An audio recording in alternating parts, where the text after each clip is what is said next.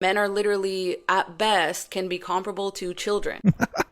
Men refuse to take their rightful place in nature of submission to women. Women tend to be more cooperative. Women tend to make better leaders. Men have this saying that behind every great man is a woman. Quiet part. True. No, it's behind every great man is a great woman. And that is very true. I feel the same way about myself. They're not saying out loud is it's a woman that not only had to take charge of his life and basically like live it for him. He didn't have to cook. He didn't have to clean. He didn't have to and a leader's not. I mean, I guess. Not somebody who just gets to not do stuff. The leader is the person doing all the stuff for everybody else. Like, that is the true definition of leadership. No, it's not. Like, a leader should be in the mix of everything. A leader's not somebody that does everything for everybody, though. I understand the fundamentals that, like, we need to be more valuing of, like, women, but some of these specifics are kind of falling a little bit short for me here. Men are literally, at best, can be comparable to children.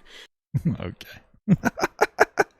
I think that one of the things she hides behind in her commentary, because I've seen it before, is she'll say, hey, we're just kind of giving back the same energy that men give us. So when they infantilize or speak down to or on women, like, hey, we're just going to give that energy back. So I do understand that, but I obviously going to disagree with how aggressive you're being about it. I mean, I have an amazing wife who makes me better, but I will still cook and clean for sure. And I still help her deal with her emotions. Women are amazing, but they're just as flawed as guys. They struggle just as much as with their emotions as men do. We just struggle differently. Men tend to get like very angry and unproductive, but like women can be unproductive as well when they're crying sometimes about shit. I mean, but okay. Have to have their food made for them, their clothes ironed out and laid out for them, all just for them to be able to come up with like some mediocre thought or invention or whatever. Or likely she might not like guys very much, guys. Was probably stolen from the same woman who was also managing his whole entire life. Women have always been the leaders, and women have always been the ones to push us forward on the evolutionary scale. Or maybe it's both of them mixed together. A masculine and feminine presence are very productive together. But you know what? One of the things to acknowledge here is like, you know, since women have no power, so that whatever she's saying doesn't really matter, because like it's not like she can change the world.